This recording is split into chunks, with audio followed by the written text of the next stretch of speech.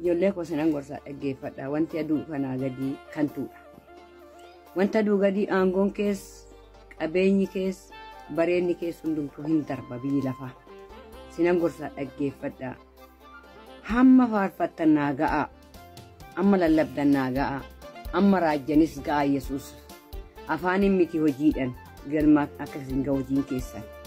Gaaf tokko waan mafacaasan hammatu ol baanii fuula Waaqayyootti waan facaafte hammata jedhee barreeffamee waan jiruuf adara ijoollee koo jabaadhaa. Tajaajiltoonni lallabdoon adara deebi'een sin goggorsa sirriitti akka nama Waaqayyootti ijoollee koo hundumtuu mootummaa Waaqaa wajjin akka dhaallu jireenya Waaqarraa akka wajjiniin dhaallu adara ijoollee koo sinan gorsaa. Waan kantu biyya lafaa darbu kana wajjin hin darbina. Bara bitaa malee bari isin hin bitin jedhe Waaqayyo wangeela irratti dubbata. Jabaadhaa ijoollee koo dhaamsa koo isinii dhaama adara.